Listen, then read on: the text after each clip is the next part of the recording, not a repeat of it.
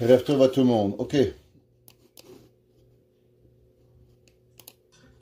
On va commencer. Pour ceux qui veulent, on est dans le livre, dans la page Nunbet, dans la page Nun Gimel, en bas derrière la page ici. On avait terminé la semaine dernière en parlant de cette Eshet Chayil, que elle peut faire de l'argent, elle peut courir derrière l'argent, elle sait s'arrêter au moment où il faut. Parce que tout le monde peut faire beaucoup de choses, mais savoir s'arrêter où il faut, c'est ça la chose la plus difficile. Inami, on avait dit, que chez Ta'ama, Ta'am Tov Bischorata, Shint Ashra Kvar, elle a gagné de l'argent, et elle est contente, et les vendeurs y viennent, ils lui demandent plus. Il faut savoir s'arrêter. Il y a beaucoup de monde qui ne savent pas s'arrêter, et ils en veulent toujours plus. Et ça, comme on a dit la semaine dernière, il n'y a pas de fin. Maintenant, cette femme-là, elle sait s'arrêter. Alors, qu'est-ce qu'elle fait avec son temps? Ça veut dire que c'est une femme, on rappelle, qu'elle se lève au milieu de la nuit. C'est une femme qui sait gagner de l'argent mieux que son mari. Son mari lui casse les pieds. Il faut comprendre, quand on parle ici de femme, on ne parle seulement pas d'une femme et d'un homme. Et comme on a expliqué, on parle d'une neshama. Et souvent, on parle du Yetzer Hara qui vient déranger et qui veut nous donner plus pour pouvoir recevoir et être attiré dans ce Olam Hazé.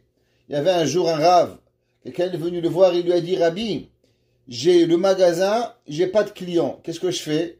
Il dit: c'est pas de problème, dès qu'il n'y a pas de clients, ouvre une Gemara. Après une semaine, il lui a dit: Rabbi, vous allez pas croire. Il a dit: j'ai eu des milliers de clients. Je suis pas arrivé à ouvrir une ligne. Dès que j'ouvre le livre, il y a un client qui rentre. Le Yetzer Hara, il est prêt à nous amener des milliers de clients, mais juste une chose qu'on fait pas. Juste qu'on n'étudie pas la Torah. Il y avait un jour, le Rosh Shiva de Volojin, Rabbi Chaim de Volojin. Il y avait un bachour, il a reçu une lettre de sa mère qui lui a dit que son père était malade, il faut qu'il rentre à la maison. Alors le Rav lui a dit: non, tu rentres pas.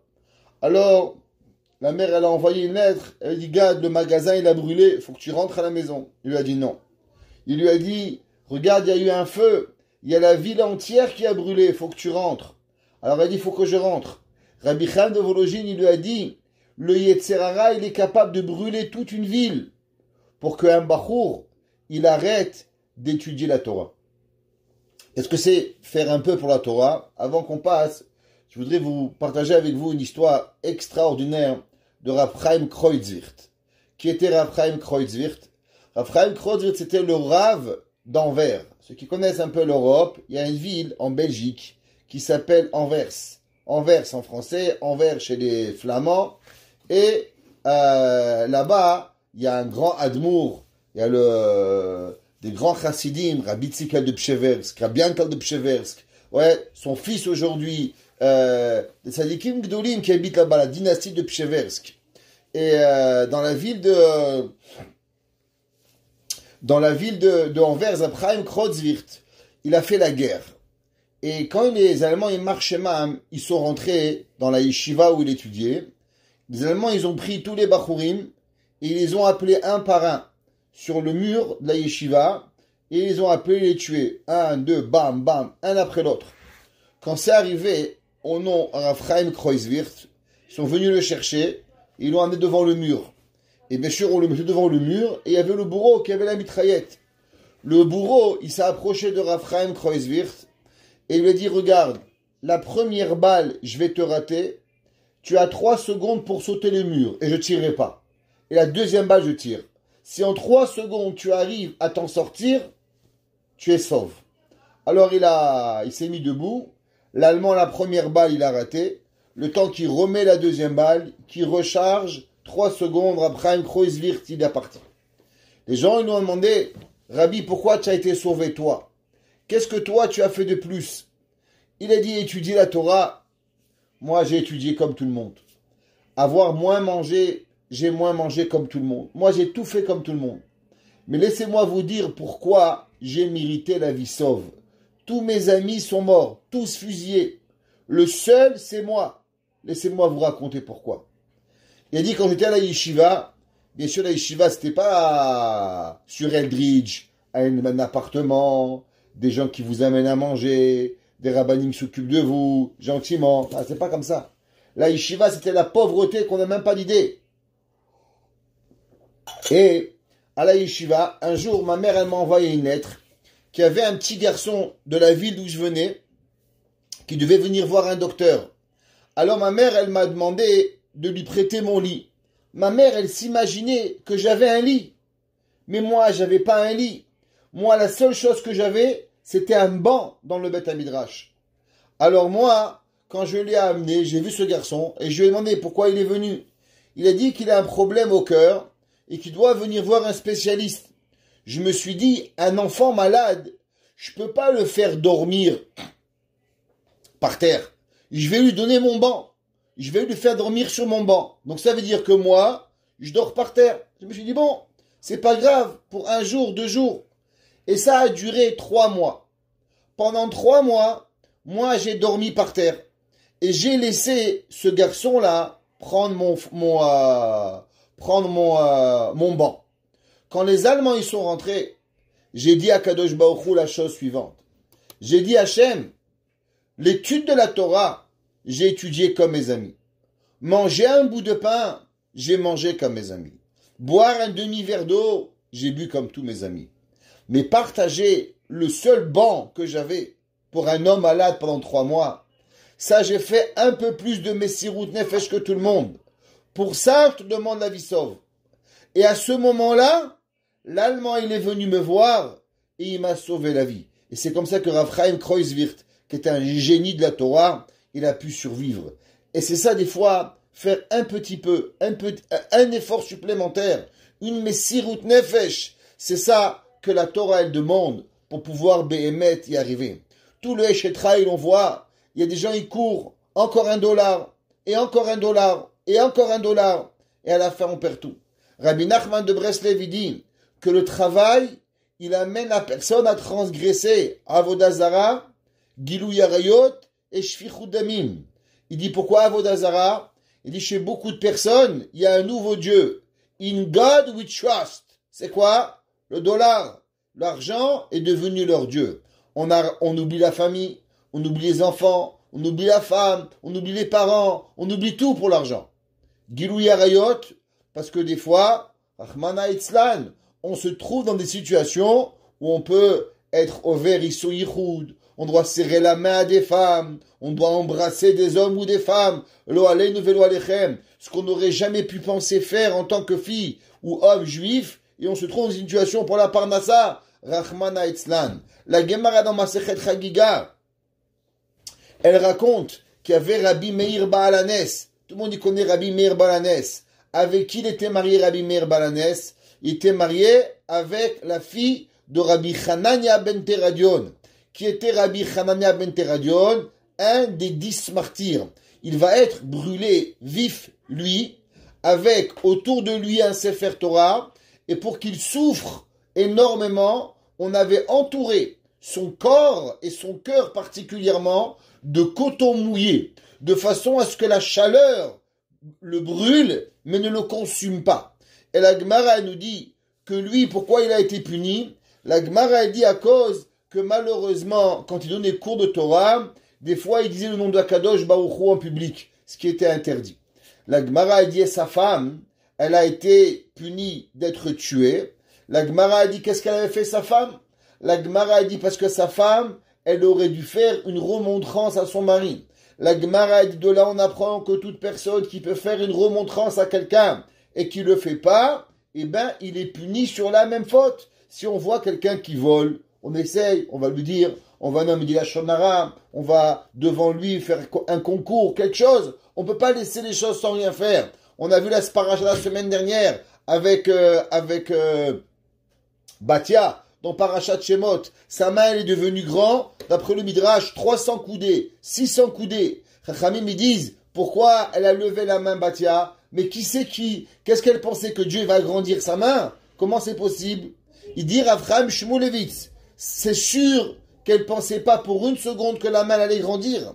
Mais Batia, elle a dit, on peut pas rien faire. On voit un bébé qui meurt, on doit lever la main. À quoi ça va servir? Rien. Mais une chose qui est sûre, c'est que moi, je peux pas être insensible à la douleur de quelqu'un.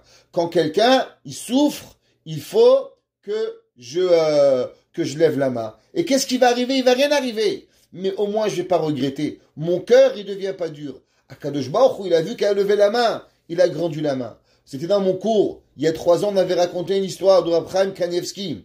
Un jour, un homme, il lui a demandé, Rabbi, on reçoit des lettres tous les jours de Tzedaka, telle yeshiva, telle famille. On peut pas donner à tout le monde, on n'a pas d'argent. Qu'est-ce qu'on fait?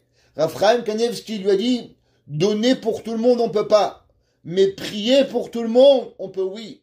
On ne peut pas être insensible à la douleur de l'autre. Quand on voit un homme qui a une difficulté, alors on fait quelque chose. La Gemara dit du fait que la Rabbi Chaina ben Teradion, elle a vu son mari qui disait des choses interdites, elle n'a pas une tochacha, elle a été punie.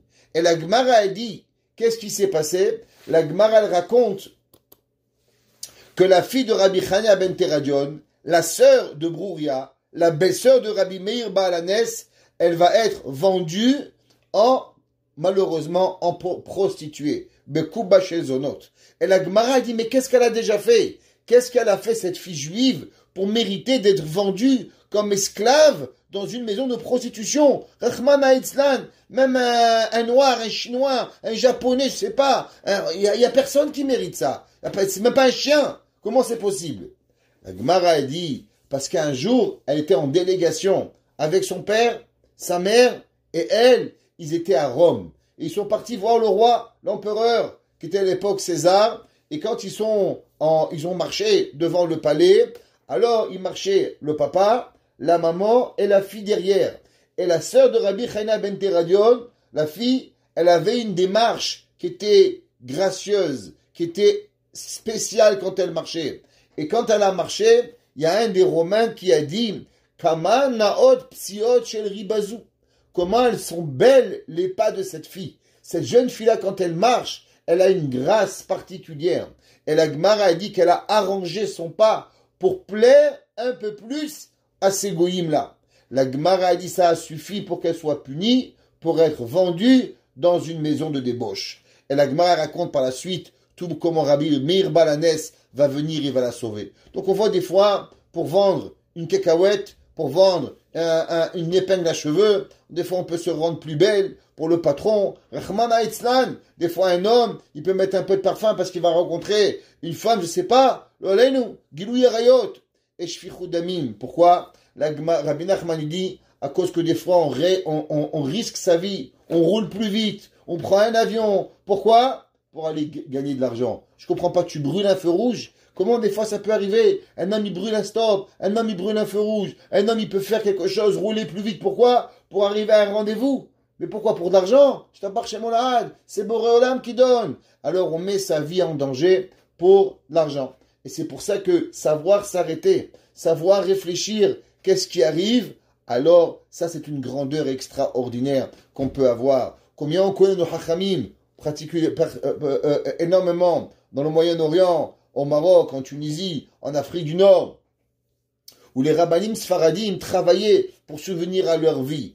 Et beaucoup d'entre eux refusaient la rabbanout et ils avaient des petits magasins. Et tous ces rabbanim-là, c'était connu. Parmi leurs grandeurs qu'on raconte, chez tous ces chachamim, ils avaient un montant qu'ils devaient gagner par jour. Exemple, ils devaient gagner 2 francs, 3 francs à l'époque. Et dès qu'ils les gagnaient, ils fermaient le magasin. Ils allaient à la maison. Et les clients venaient, c'est fini. J'ai vendu mon quota journalier. Alors, ils rentraient à la maison. Le Shulchan Aruch, il ramène et il dit, halakha, qu'à l'époque, il y avait des marchés où on vendait les carottes et les tomates. Aujourd'hui, même ça, c'est Amazon qui vend. Mais il y avait un jour, il y avait un marché. Je ne sais pas si vous vous rappelez, mais il y avait un marché.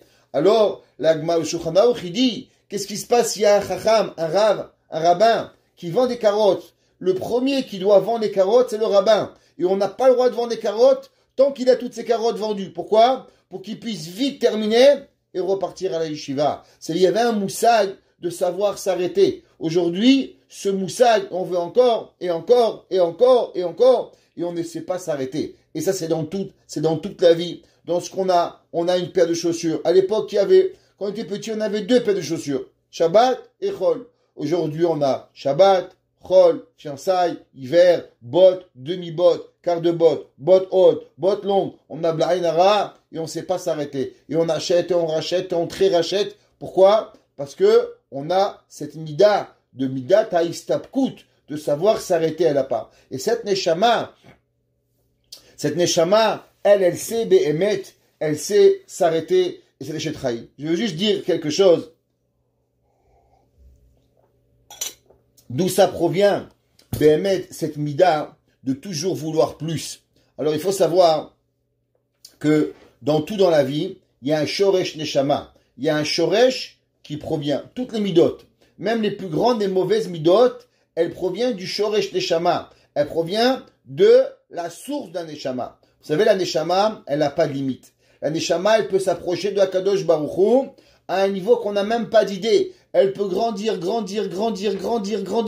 à des niveaux qu'on ne sait pas. Et dès que la neshama, elle arrive à son summum, alors Akadosh Baruch Hu lui donne un nouveau défi et un nouveau potentiel pour pouvoir grandir. Comme ça que le Roi Chaim Akadosh, il dit. Le Roi Chaim Akadosh, il dit que la neshama, elle n'est pas limitée, elle est illimitée. Et même que des fois, on pense que nos forces sont limitées, mais au moment où on arrive à la limitation de nos forces, alors Akadosh Baruch Hu donne un nouveau projet, une nouvelle neshama, une nouvelle partie, et avec cette partie-là, on peut arriver à construire et à faire et à avancer. Il y a des rabbanim, ils ouvrent 10 écoles, 20 écoles, 30 écoles. En Israël, vous les voyez, des kodalim. Comment ils arrivent? Qu'est-ce qu'ils ont? Eh bien, dès qu'il a fini un, Akadosh Baruch Hu donne un autre koach. Et un autre koach de pouvoir faire, ad ensof, un autre projet. Faut jamais se limiter dans l'illimitation. Donc, on a deux choses. On a ce qu'on appelle le pnimi et on a ce qu'on appelle le makif. Vous vous rappelez? Toujours ces deux potentiels. L'intérieur et ce qu'il y a à l'extérieur. Les deux. Pareil. Quand une personne, elle est dans l'achat, elle est dans l'abus d'acheter, Béhémet, ça veut dire qu'il a un potentiel de neshama extraordinaire. Seulement, comme il remplit pas son potentiel intérieur, alors automatiquement, il va remplir son potentiel extérieur. C'est pour ça qu'il est dans la toujours aller venir, aller acheter, donner, prendre. Qu'est-ce qui lui manque? Il lui manque Béhémet l'intérieur. Plus une personne, elle va remplir son intérieur, et moins elle a besoin de rien du tout. Elle a besoin de rien. Plus la personne, elle aime et elle est aimée, et plus la personne, elle est avec Kadosh Baruch Hu, il a besoin. Et plus la personne, elle est pas aimée, elle est pas remplie, sa neshama, elle est vide, alors elle a besoin. On achète des acheteurs compulsifs. Les gens, ils se fâchent avec leur mari, ils vont chez Zara, Avoda Zara, trac le magasin. Ils vont chez l'abbé, trac, Amazon, ils vident Amazon. Qu'est-ce qui se passe? C'est le besoin de remplir une émotion. Quelle émotion? Que la neshama, elle n'est pas remplie. Tandis que la personne qui a une neshama, alors elle connaît la midat haïstapkout. Elle sait véritablement s'arrêter pour pouvoir y arriver. Donc maintenant, cette femme-là, qu'elle a su s'arrêter. Maintenant, qu'est-ce qu'elle va faire avec son temps? Qu'est-ce qu'elle fait avec son temps? Qui va lui arriver en plus. Qu'est-ce qu'elle va faire maintenant qu'elle arrête de travailler? Dans le pasouk Yutet, c'est marqué Yadea Shilcha Bakishor. Sa main, elle va envoyer, on va voir qu'est-ce que c'est Bakishor, Vechapea, et ses pommes, Tamchou Paler, elle va les prendre avec le paler. C'est quoi le paler? Je vais vous expliquer. Le paler, c'est quand vous faites du tissage. Alors, généralement, on a il y a les verticaux et les horizontaux. Qu'est-ce qui se passe? Normalement, on met les verticaux et après on prend un bout de bois qui ressemble un peu comme la souris d'un ordinateur avec du fil qu'on jette entre les deux verticaux et on le jette dans les fils et avec ça, on arrive à passer pour faire la maille, pour faire la trame. Ça s'appelle le paler. Le paler, c'est avec quoi on fait la maille d'un habit. Je ne sais pas comment ça s'appelle en français. Si quelqu'un il connaît le mot, il a invité à nous dire comment il s'appelle le paler. Il dit le Zera Shimshon. Qu'est-ce que ça veut dire? Que cette femme extraordinaire, qu'elle a lâché son travail, elle aurait pu gagner plus d'argent, alors elle revient. Il y a Dea Shilcha Bakishor. Elle va revenir et elle va envoyer sa main dans Kishor, Vechapea, et les pommes de sa main, Tamchou Paler, elles vont reprendre l'instrument du tissage. Il dit qu'est-ce que ça veut dire? Monaat atzma mikol melachot. Cette femme-là, elle s'empêche de tous les travaux, ayeterot, ou maspeket atzma bimlechet atviya. C'est quoi mlechet atviya? Le tissage, ouais, c'est le travail basique d'une femme à l'époque. Une femme, comme on a expliqué, il n'y avait pas comme maintenant à manger, il n'y avait pas les restaurants, il n'y avait pas les habits. Alors ça faisait partie d'une femme, du travail d'une femme, de faire le tissage pour habiller les enfants. Et comment on reconnaît une grande personne? On reconnaît une grande personne qui sait généralement savoir ses obligations. Il y a des gens qui travaillent pour leurs enfants. Ils disent, moi, je travaille pour mes enfants. Moi, toute ma vie, c'est mes enfants. Il n'est jamais à la maison, ni le matin, ni l'après-midi, ni le soir. Et depuis qu'il y a le Covid, il disparaît. Tu sais pas où il va. Mais c'est pour tes enfants. Et les enfants, ils disent, Rabbi, monsieur, je comprends pas. Ça fait 20 ans que mon père, il me dit qu'il travaille pour moi. Le jour où il est même payé pour le gouvernement pour rester à la maison, il trouve de quoi faire pour partir de la maison. Qu'est-ce qui se passe? C'est-à-dire qu'on a perdu les priorités. On ne sait plus pourquoi on fait. Cette Eshet Raïla, malgré qu'elle va faire ce qu'elle a à faire, mais elle va jamais perdre les responsabilités qu'elle va avoir. Alors, le machal, ça s'appelle le tissage. Mais le tissage, il n'est pas important. Ce qui est important, c'est que Béhémet, elle revienne et elle refait ce qui est son obligation quotidienne. Pareil à nous, on peut faire plein de choses, mais on peut y arriver. Il y avait un jour un grand rave qui a dit à un grand maître, il lui a dit, un grand tzaddik, il avait un rosh yeshiva, il a dit, dis-moi, mon élève, est-ce que tu sais c'est quoi la chose la plus difficile d'un rabbin? Alors le rave, il lui a dit, je sais pas, permettre une hagouna, faire telle chose. Il dit non, tout ça c'est facile. Il dit, c'est quoi la chose, c'est quoi le travail le plus difficile d'un rabbin? Il lui a dit, le travail du rabbin le plus difficile, c'est de pas oublier qu'il est un papa et aussi un mari. À la maison, tu es ni rabbin, ni rosh yeshiva, ni rien du tout. Tu es juste le mari de ta femme et le père de tes enfants. N'oublie pas, aussi grand rabbin que tu vas être, aussi grand gadolador que tu vas être, mais n'oublie jamais que tes enfants, ils veulent avoir un papa, ils veulent pas un rosh yeshiva, ni un rosh kollel, ni un dayan. Et ta femme, elle veut avoir un mari qui s'occupe d'elle. Ça veut dire que des fois, on peut se perdre et on ne peut pas. On raconte qu'il y avait un grand rave, il s'appelle Rav Shmuel, à Yerushalayim, on l'appelait le Saraf. C'est un homme incroyable qui n'a jamais ouvert ses yeux de sa vie. Il voyait rien, il fermait ses yeux. Avoda Rav Shmuel Shapira. Et on raconte de lui que malgré qu'il avait les yeux fermés toute sa vie, quand il marchait dans la rue, il marchait comme ça. À la maison, il avait un foulard sur les yeux. Mais il était l'homme le plus normal du monde. Le Chazonish l'a inspecté avant qu'il se marie avec sa femme. Et il a dit, il a un derech Hashem et il est émet. Ça veut dire qu'aussi grand qu'il était, il faisait une khumra de rien voir. Ça l'empêchait pas de s'occuper de sa femme, de laver la vaisselle, de mettre la table, de changer les enfants, de jouer avec eux. Les yeux, il n'utilisait pas. Mais, normal il était. Et ça, c'est une mida extraordinaire qu'il ne faut pas. On peut être la plus grande professeure de Kodesh, la plus grande professeure de mathématiques, on peut être le plus grand professeur médical, on peut être le plus grand rabbin, le plus grand dayan. Mais qui on est? Est-ce que ça fait partie de la vie qu'une personne ne doit pas abandonner la raison pourquoi il doit être? Il n'y a pas longtemps, un homme il me dit, moi je travaille. Je lui dis, arrête de travailler, deviens. Arrête d'essayer de devenir X chose. Sois la chose. Des fois, il faut savoir s'arrêter. Cette semaine, c'était entre autres, à part Baba Saleh, c'était le Yertza du Sfat Emet. Sruto Yagen Aleinu. Ouais, le Sfat Emet, c'était le Rav de la Chassidut de Gour, le deuxième, il y avait le Chidouche Harim, et après son petit-fils, le Sfat Emet. Et son petit-fils, Reb Shmuel Alter, il a dit, quelle était la grandeur du Sfat Emet? Il a dit, la grandeur du Sfat Emet, c'est de rendre une personne avec Kadosh Baruch Hu, de vivre avec Dieu. Il y a des gens qui parlent de Dieu, mais ils connaissent pas Dieu. Ils savent pas qui est Kadosh Baruch Hu. Ils savent pas ce que c'est les mitzvot. Il a dit le Sfat Emet, quand on étudie le livre du Sfat Emet, alors on parle pas de Chesed.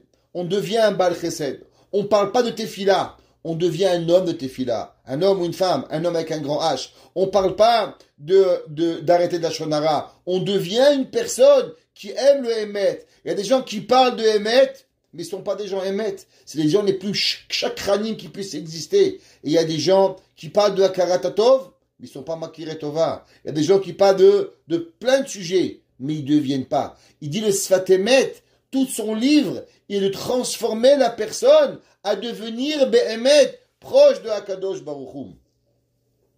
Et pourquoi cette femme, elle revient à sa base? À ce que la Gemara a dit. La Gemara a dit, Shimu mevi de batala, batala mevi de avera. On sait qu'une personne qui ne fait rien, alors automatiquement, qu'est-ce qu'elle a? Elle peut arriver malheureusement à avoir des pensées, Rahman Haitzlan, négatives, et de avera, Rahman Haitzlan. Et quelle avera? Eh bien, ça peut arriver qu'on trompe son mari, on trompe sa femme, ce qu'on appelle les mauvais penchants, ce qu'on appelle zima. Zima, Melachon, Znout, qui sont tous les rapports interdits. Cette femme, la tzadeket, elle a fait un travail inhumain.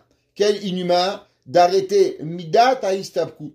Pour ceux qui se rappellent, qu'on a étudié un jour, ce livre extraordinaire, le Mesilat Yesharim, ceux qui se rappellent un petit peu, alors ils ont appris qu'il y avait une seule chose qu'il fallait apprendre. Un mot. Itbonenut, réflexion. Ceux qui ont appris avec moi, ils ont entendu Itbonenut, Itbonenut, Itbonenut. Si on vous avait appris un mot, Itbonenut, pendant 2 ans, ça vous a drillé dans le cerveau, alors on a appris quelque chose. Un mot, ça vaut la peine.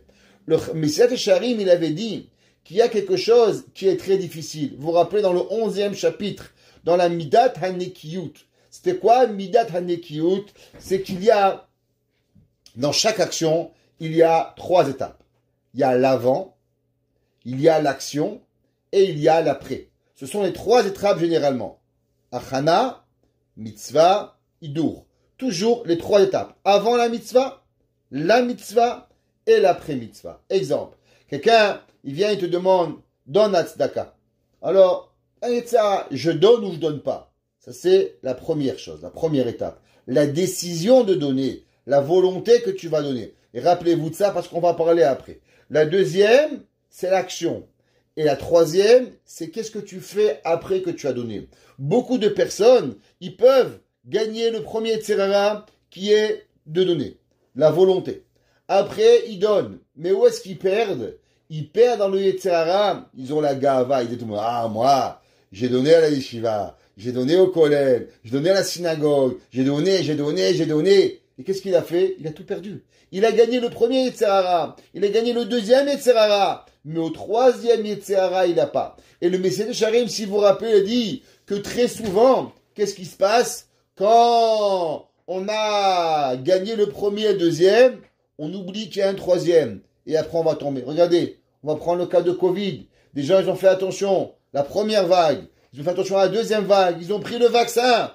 Mais on leur a pas dit qu'après le vaccin, il faut attendre encore 14 jours, et bam, ils tombent, ils retombent, ils attrapent la maladie. Ouais, l'hôpital Maïmonide, malheureusement, à Côte-Saint-Luc. Ils ont fait rentrer là-bas les gens, allez, je sais pas combien de dizaines de personnes, ils ont attrapé le virus. Et ben, c'est ça le Yetzirara. On se protège de la première vague, avant la Avera. On se protège de la deuxième vague, la mitzvah. Et après, il y a l'après-mitzvah. Qu'est-ce que c'est? Cette femme-là, elle a travaillé ses midot, cette neshama extraordinaire. Elle a arrêté le travail, elle aurait pu gagner de l'argent, elle a su s'arrêter. Mais maintenant, qu'est-ce qui se passe? Quand tu vas t'arrêter, ça s'arrête pas là le Yetzirara. Si tu fais rien, il y a la possibilité de retomber. Il faut savoir être intelligent et se dire, mais attends, mais en vérité, si je pouvais gagner de l'argent, c'est que j'ai encore du temps. Si j'ai encore du temps, alors qu'est-ce qu'on va faire?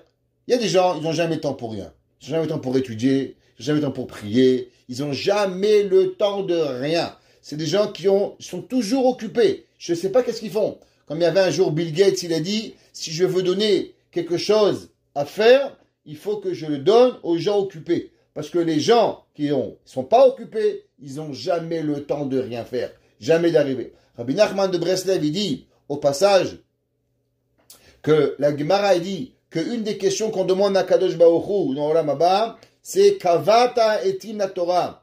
Alors, en traduction littérale, est-ce que tu as fixé un temps de Torah, comme nous? Pas seulement d'étudier, chaque semaine, un cours à 9h, un il est mardi, mercredi, jeudi, pas important. chaque temps, chaque soir, avec un cours kavua. C'est pas aléatoire. Un coup c'est midi, un coup c'est 4 heures, un coup c'est 3 heures. Ça c'est bien, ça rattrape le temps. Mais Béhémet, c'est pas ça la Torah. La Torah, c'est avoir un temps. J'ai un ami à moi, j'espère qu'il est encore en vie. Aujourd'hui, il doit être vieux. Il étudie Daf Yomi. Ça fait, je le connais depuis 1990, 91, même, quand je me rappelle, la première fois que je l'ai vu, il apprenait Daf Yomi. Mais il faisait pas seulement Daf Yomi. Il faisait Daf Yomi à une heure spéciale. Il lui apprenait Daf Yomi à 5 heures du soir. Il pouvait dans l'autoroute pour aller à New York. Il avait ses enfants à New York. Il arrêtait la voiture. 5 heures, c'est d'apprendre Daf Yomi. 5 heures à 6 heures. Tu montes, tu descends. Il n'y a pas Daf Yomi. Il y avait le temps. C'était toujours le temps qui n'était pas Mincha Maré. Je ne me rappelle pas c'était quand le temps exact. Et été comme hiver à la même heure. Ce qu'on appelle Kavata. Il dit Rabbi Nachman de Breslev, qu'est-ce que les gens ils vont dire à Dieu quand ils vont arriver au ciel? T'as étudié? Elle dit, j'avais pas le temps. Je me demande si j'ai étudié la Torah, mais j'avais pas le temps, j'étais occupé. Il dit Rabbi Nachman, tu as pas compris. C'est marqué dans Malachim, dans le dernier des prophètes. Là-bas, le prophète, il dit que les gens, ils ont volé. Ouais. Et comment il parle du mot voler? Il dit le mot keva. Kavani. Keva, ça veut dire voler. Il dit à Kadosh Baruch Hu, il ne te demande pas si tu as le temps d'étudier. Dieu te demande, est-ce que tu as volé le temps pour étudier? Parce que la Torah, elle s'achète avec du volage du temps. Il y avait un jour 2 amis. Il y avait un qui fumait pas. Et tous les heures, ils sortaient taper une clope, prendre un café, revenaient. Ça prenait 5 minutes. Donc le deuxième, qu'est-ce qu'il faisait? Il tournait, il parlait, dans sa chavruta. Un jour, il s'est dit, mon copain, tous les jours, il sort 5 minutes. Chaque jour, 5 plus 5, 3 cigarettes au moins par jour, des fois 4, ça fait 20 minutes. Pourquoi je ne prends pas quelque chose? Il a pris un petit livre de Mishnah. Et il a commencé. Chaque fois que l'autre il sort, une Mishnah, 2 Mishnah. Au bout de 2 ans, il arrive, le copain, il dit, je fais Siyum de Masechet de Chasse Mishnah. Il dit, quand tu étudies la Mishnah, je t'ai jamais vu. C'est ça. Le temps que toi, tu allais fumer tes cigarettes, moi, j'ai appris le Chasse Mishnah. Ça, c'est apprendre, savoir qu'il y a autre chose. Alors maintenant, cette femme-là, elle a gagné. Elle n'est pas allée au travail. Mais malheureusement, le Yetzer Hara, il peut venir. Et qu'est-ce qu'il peut faire? Il peut venir être et la frapper. Ça veut dire que des fois, on parle d'une femme tzadékette, elle a travaillé, elle a payé l'argent, elle a son mari, il a cassé la tête, elle lui a tout fait. Elle est une nishama extraordinaire. Et à la dernière seconde, si elle ne fait pas attention, dans quoi on a peur? On a peur qu'elle fait de l'adultère. Mais tu es malade ou quoi? Tu es un obsédé? Non. C'est ça le Yetzer Hara. Le Yetzer Hara, des fois, il est prêt à te donner un tikkun chatzot, shacharit, étudier, prier, tout, pour que le soir, à la fin, tu fais une avera. Et ça, c'est ça que la Torah te dit, que cette femme-là, elle a su surmonter tout le Yetzer Hara. Mais qu'est-ce qu'elle va faire à la fin? Tu crois qu'elle ne connaît pas qu'il y a un autre Yetzer Hara, que le Yetzer Hara, il peut être tellement fort et il peut l'attraper? Alors il y a des Hashilcha Bakishor. Elle revient, elle sait que l'ennui, il est mauvais. Et elle va faire ses obligations pour s'assurer de ne pas, chas v'shalom, tomber. Pourquoi? Shehabatala mevi'a lidezima. À cause que l'ennui, il peut apporter à tout. Veze hashod shel Bakishor. Qu'est-ce que ça veut dire, le mot Bakishor? Ouais. Alors, le Kishor, normalement, ouais, c'est comme on a expliqué dans le tissage, ouais, il y a principalement 2 grands outils. Il y a un bout de bois en haut, un bout de bois en bas, et ce peller. Pourquoi le bout de bois en haut et en bas? C'est avec quoi on fait les horizontaux, et après on a le peller, avec quoi on passe le fil au milieu pour trahir la malle à la verticale, à l'horizontale, pardon, et on a un autre morceau avec quoi on abaisse pour serrer les mailles. Et plus on travaille, alors des fois on le passe entre les lignes, des fois on le passe directement, et avec ça on fait la maille. Alors l'outil du tissage, il s'appelle Kishor. C'est la table à tissage, elle s'appelle Kishor. Maintenant, pourquoi Shlomo HaMelech, ouais, il a employé ce mot Kishor? Il avait qu'à dire cette femme-là, Yadea Shalcha Batvia, elle a envoyé sa main dans le tissage. Qu'est-ce qu'on s'en fout? Est-ce qu'elle a attrapé l'outil ou elle n'a pas attrapé l'outil? C'est quoi l'intérêt qu'on a à prendre? Il dit Shlomo HaMelech que quelle est la racine? Il dit Shimshon, quelle est la racine du mot kishor? La racine du mot kishor, c'est kasher. Que veut dire le mot kasher? Alors kasher peut dire bien, bon, ouais, mais le mot kasher veut dire un autre mot aussi. Il vient du mot hersher. Que veut dire le mot hersher? Le mot hersher veut dire préparation.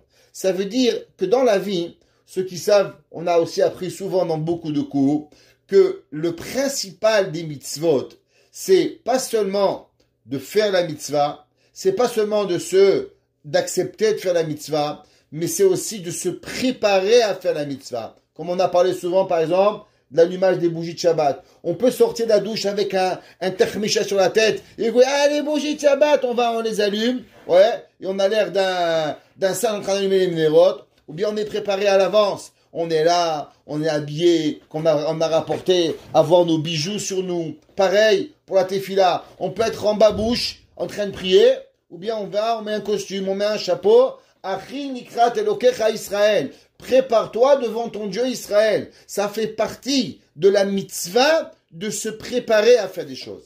Et on a parlé souvent en disant plus on mettait l'accent sur la préparation et plus on était capable d'arriver à la mitzvah qui est correcte. Ça veut dire que pour la mitzvah, pour faire la mitzvah, ce qui est important, c'est d'arriver à se préparer correctement. Exemple, vous voulez avoir une belle souka, eh ben, faut la préparer. Faut arriver, mettre le srar, mettre le mur, mettre le srar, mettre les décorations. Plus on va préparer la souka, mettre des lumières, mettre un chauffage, s'il faut. Alors, à Soukot, vous aurez une souka. Mais si vous faites à la balala, eh ben, vous aurez une souka à la balala. Si vous préparez pas un bon repas vendredi, eh ben, vous pourrez pas manger Shabbat. Pourquoi? Parce que Shabbat, on ne peut pas cuisiner.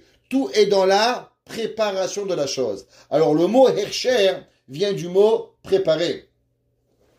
Il dit, Yadea Shircha Bakishor. Cette femme, qu'est-ce qu'elle fait? Elle envoie sa main et elle prépare chacun de ces mouvements, chacun de ce qui arrive pour pouvoir être prêt toujours dans une mitzvah. Yadea Shircha. Ses mains, elle les envoie Bakishor. Kishor, c'est dans les préparations. Rappelez-vous l'histoire qu'on avait rapportée. On avait rapporté une histoire au nom de Rav Shimshon Pinkus. Un jour, le Rav Shimshon Pinkus, il parlait avec son Rav. Et quand il parlait avec son Rav, il y avait une poignée de porte. Il touchait la poignée. Le Rav lui a dit, arrête. 2 secondes plus tard, il a touché la poignée. Le Rav lui dit, pourquoi tu es Mechalel Shabbat?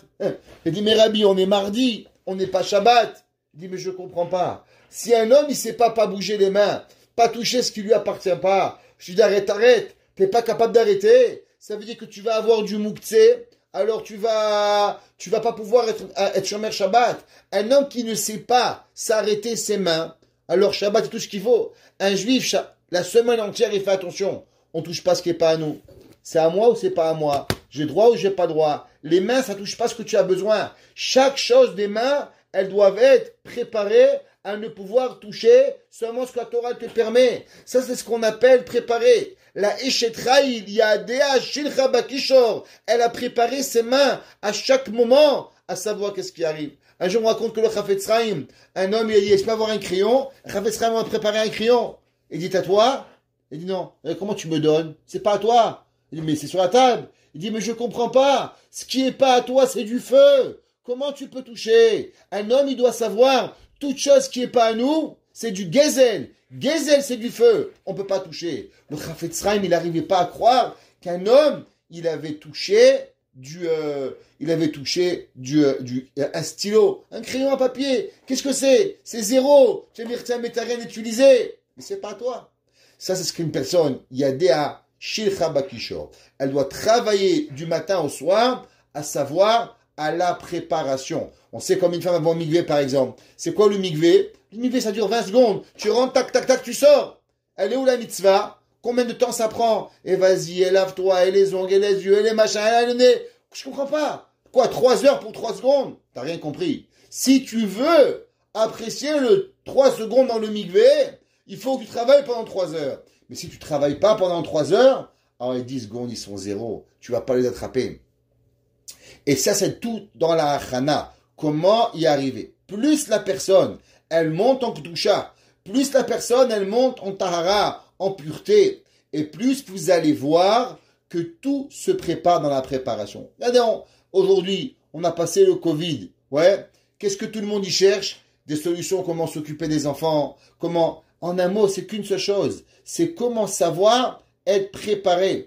Les gens qui avaient été préparés à un bon mariage pendant 20 ans, 30 ans, 40 ans, Covid, il arrive, ils vont sortir, Baruch Hashem. Ceux qui avaient un mariage psala, ouais, ils sortent du Covid détruits. Pourquoi? Parce qu'on t'a donné 20 ans pour te préparer. 20 ans t'es pas été préparé, c'est pas maintenant que tu peux te préparer. Tu vas rien avoir, tu pourras pas te préparer, il y a plus le temps. C'est comme quand Mashiach il va venir.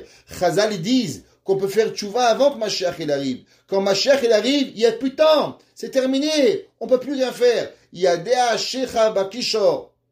Vechape Atam Choupaler. C'est quoi Vechape Atam Choupaler? Les pommes, elles vont prendre le peler.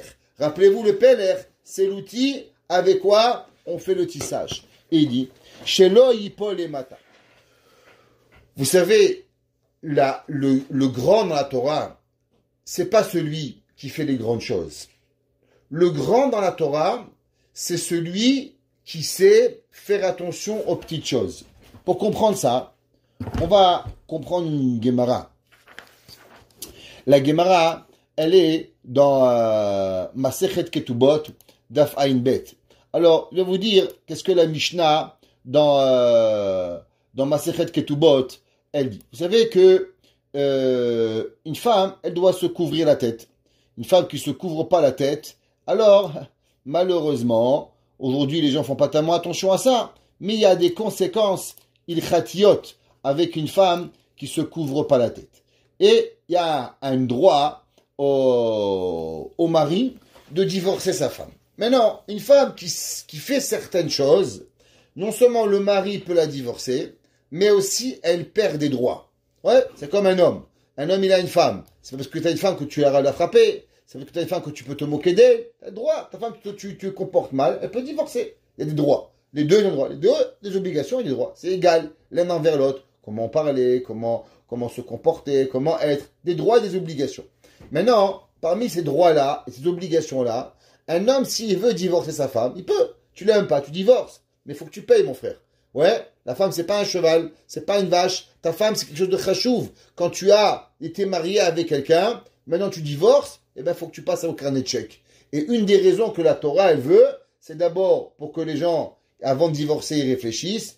Et deux, parce que on doit apprendre, c'est pas la valeur d'une femme, ça n'a pas de valeur monétaire une femme, mais c'est que quelqu'un, il peut pas juste prendre une personne, vivre avec elle, et après bye bye Charlie, on prend la prochaine. Ça n'existe pas. L'homme et la femme, ils doivent apprendre qu'on est ensemble et on a bâti quelque chose ensemble et on a des droits qui sont l'un envers l'autre. C'est pour ça qu'on a tous ces fêtes Ketouba, et c'est pour ça qu'à l'époque, les femmes mettaient beaucoup d'argent à la Ketouba pour que, d'abord, empêcher les maris de divorcer, et deux, en cas, comme quoi elle avait de quoi se retourner.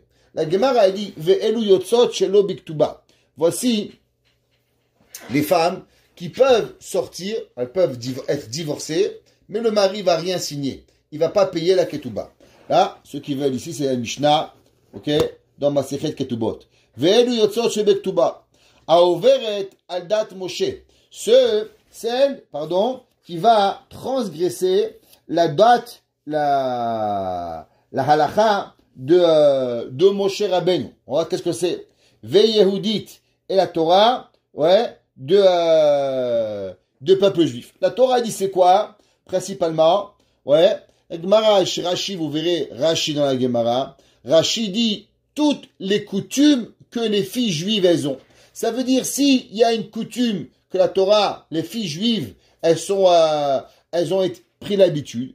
Et cette femme-là, elle le fait. Exemple, imaginons qu'il y a une halakha, une coutume. Les femmes ne sortent pas en violet. Je parle pas en rouge, que tout le monde le fait, ça sourd. Mais on va dire qu'elles sortent pas en violet. Et maintenant, elle sortit en violet. C'est pas une halakha.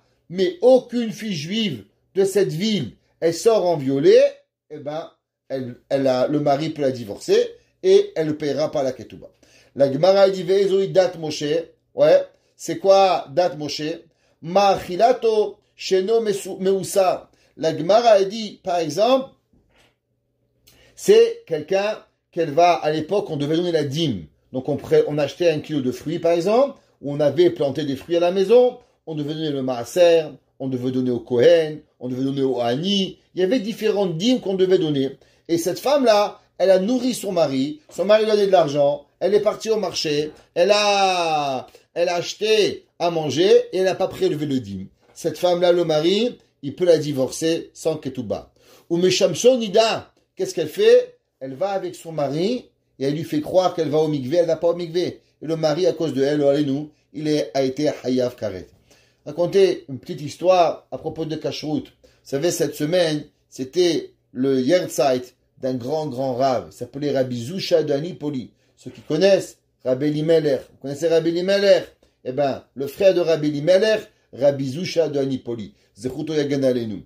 Un jour, Rabbi Zusha de Anipoli et son frère, Rabbi Elimelech, ils étaient allés de ville en ville. Et quand ils allaient de ville en ville, ils sont partis pendant 7 ans en exil. Pourquoi? Qu'ils ont fait rien.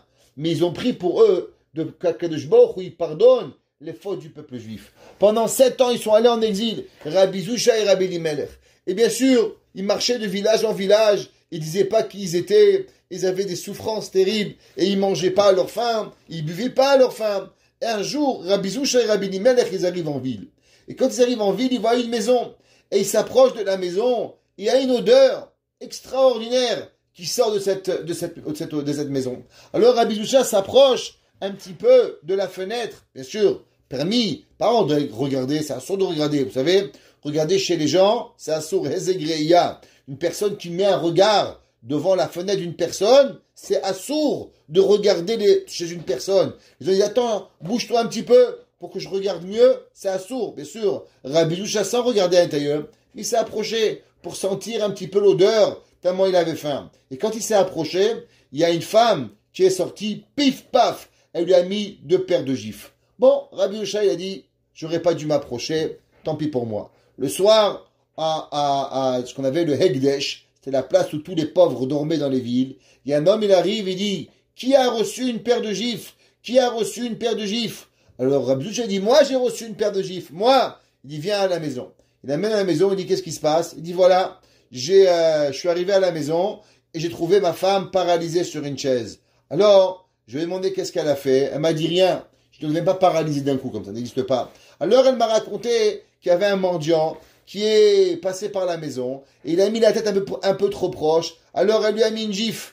Alors, il lui a dit, c'est sûr que c'est à cause de lui que je suis devenu paralysé. Alors, Rabbi Zusha, il lui a dit, dis-moi ce que tu as fait dans ta vie. Alors, elle a commencé à dire, quand j'étais petit, j'ai volé à mon père. Elle dit, Zusha, il mérite pas une gifle, parce qu'on a volé à son père. Elle dit, quand j'étais petit, un jour, j'ai la shonara. Elle dit, Zusha, il mérite pas une gifle. Et comme ça qu'elle a passé toute la véro de sa vie. Je sais qu'elle a dit, ben voilà, mon mari, tous les jeudis soirs, il arrive du travail, après qu'il est parti la semaine au complet, et il aime bien une soupe au poulet. Alors, je prends le poulet, j'amène chez le shochet, il fait la shrita, et moi, je prends le poulet et je le cuisine. Ce matin, je suis parti chez le shochet, il n'était pas là. Je suis reparti, il n'était pas là. Au bout de la 3e fois, j'ai pris le poulet, je lui ai coupé la tête. Et c'est fini, on arrête là ces histoires de rabbin. Elle dit, ah, Zusha, il a senti un poulet pas cachère. Zusha, il mérite une gifle.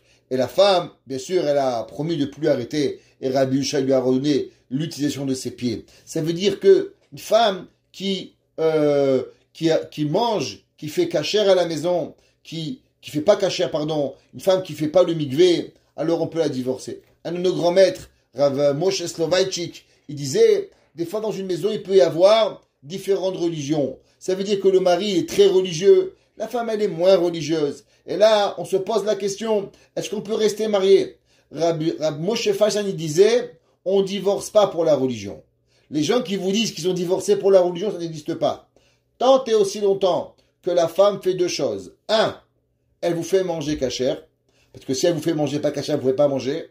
Et 2, qu'elle garde les lois de pureté familiale. Si ces 2 choses-là, elles sont gardées, alors même si le mari, il est shomer Shabbat, et la femme, elle n'est pas shomer Shabbat, même si le mari, il est rabbin, et la femme, elle n'est pas rabbin, ouais, même si elle est pas Robin des Bois, eh ben c'est pas grave. On garde la femme. La seule fois qu'on doit et on peut pas rester à la maison, c'est si la femme elle nous fait manger pas cachère et la femme elle ne va pas au mikvé. Alors là le mari il peut rien faire.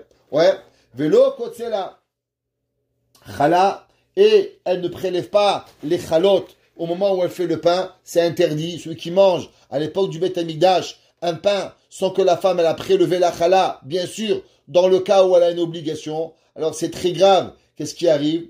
Venoderet vena mekayemet.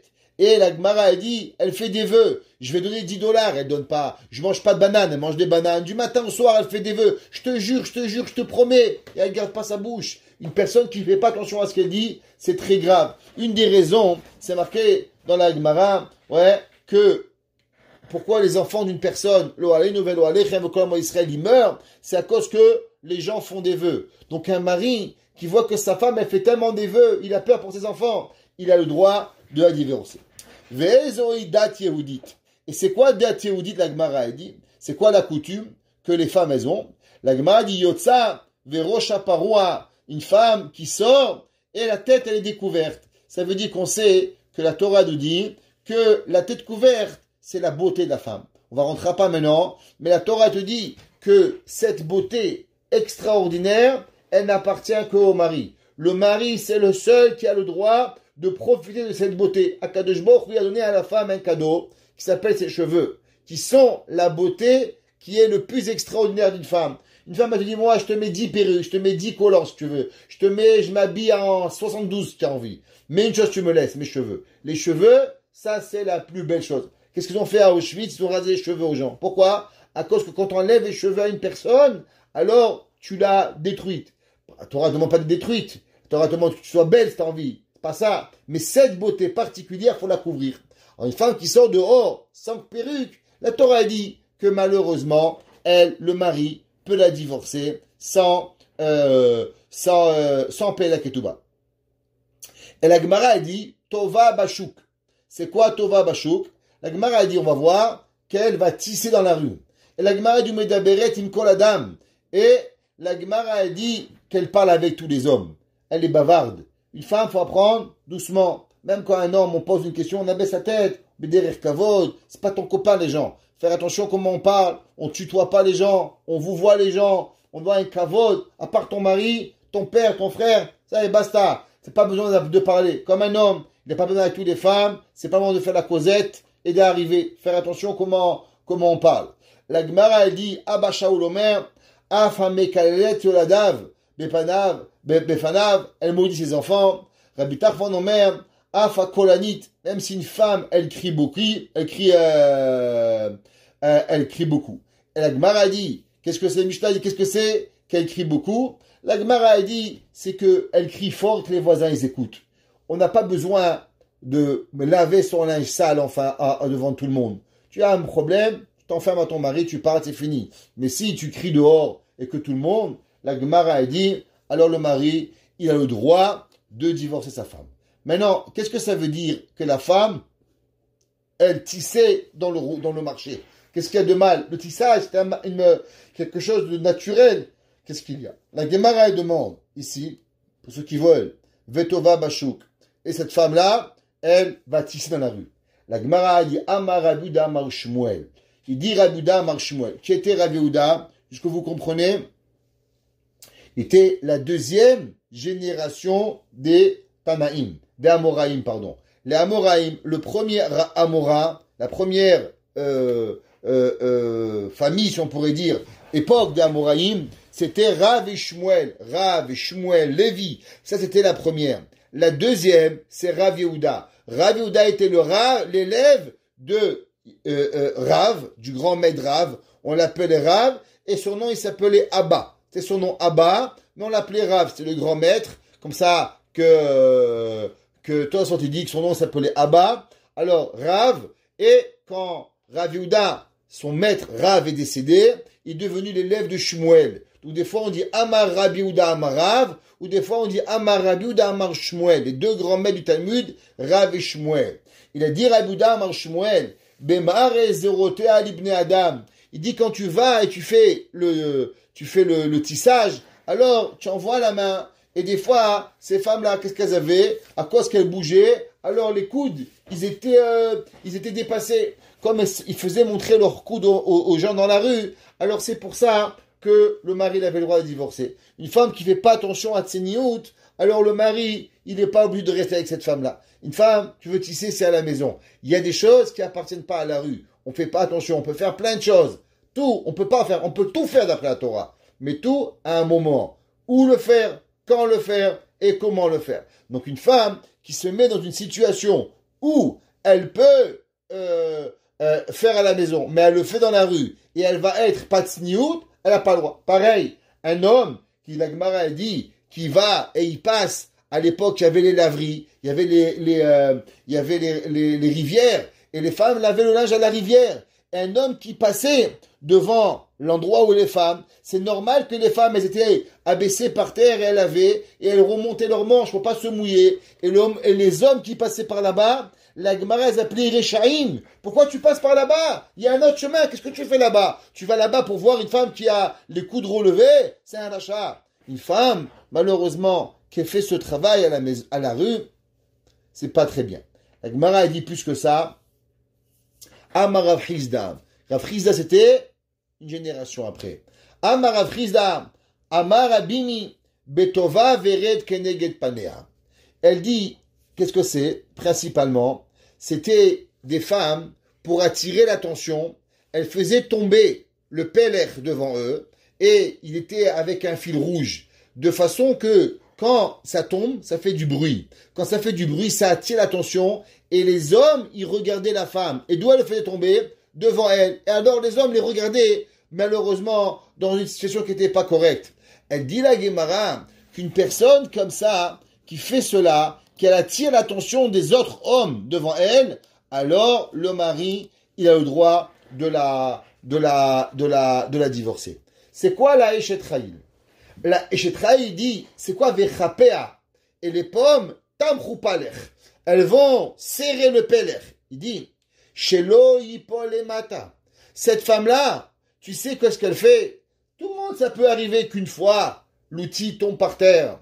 Mais si on sait la gravité, qu'au moment où on fait tomber un objet, les gens vont nous regarder. On ne veut pas attirer l'attention. Qu'est-ce qui s'est passé avec Rabbi Chaina ben Teradion? Dès qu'elle a bougé le pas, elle a attiré l'attention des gens. Encore plus sur elle, elle a été punie.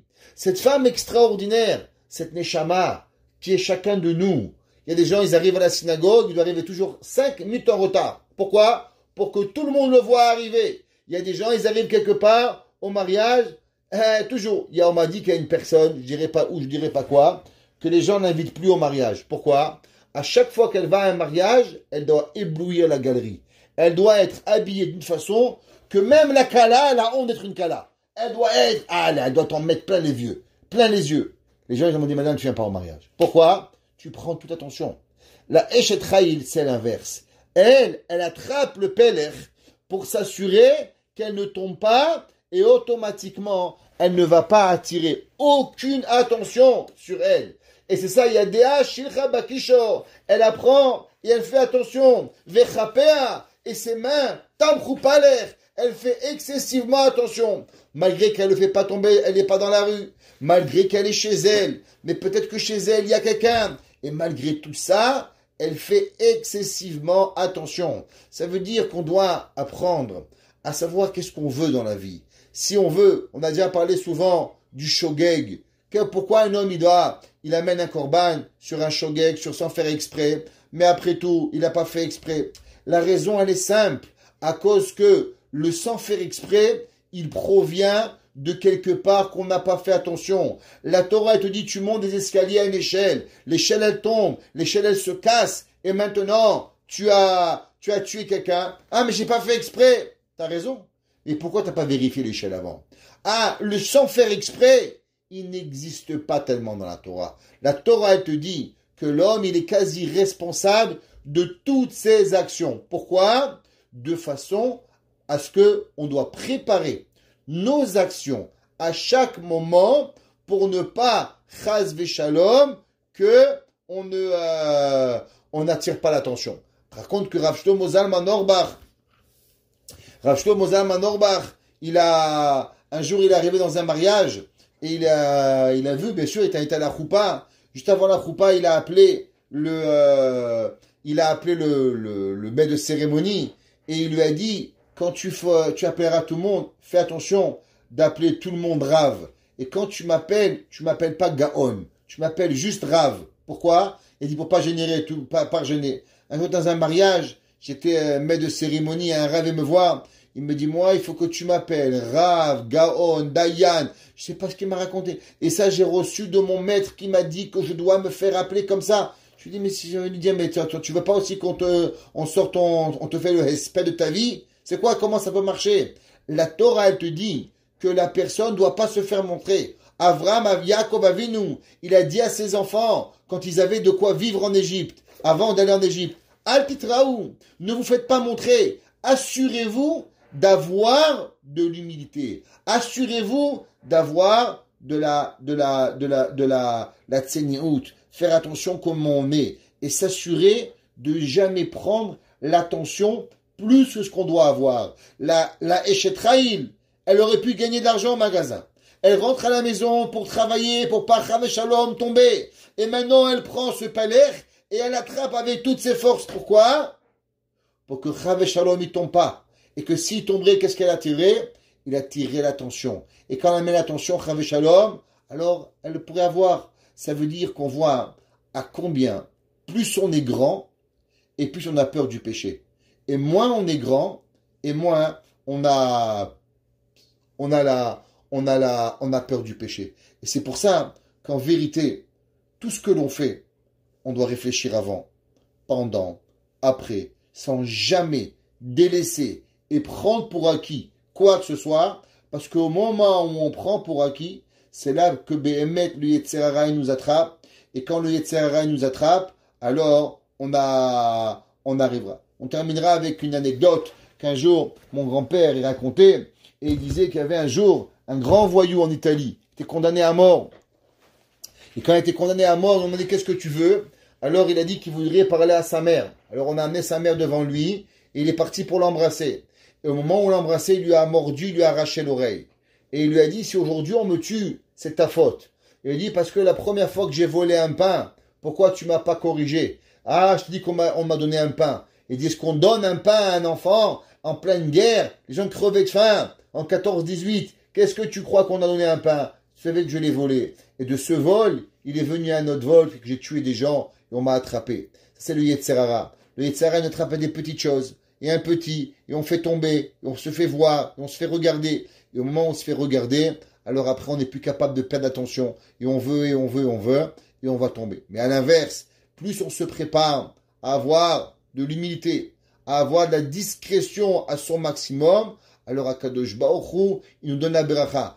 En bracha sheruya, ela haladavar asamuch minayin. La bracha de Akadosh Baruch Hu, elle ne vient seulement sur personne qui est cachée. Plus on va faire attention à être discret. Je ne dis pas à cause du Haïnara, je ne rentre pas dans les histoires tunisiens, mais plus on fait attention que tout ce que l'on fait, il est protégé du regard de l'autre, qu'elle va remettre nous-mêmes, comment on s'habille, homme, femme, enfant, comment on fait, et plus Akadosh Baruch Hu, il va donner dans nous la beracha dans toutes nos actions.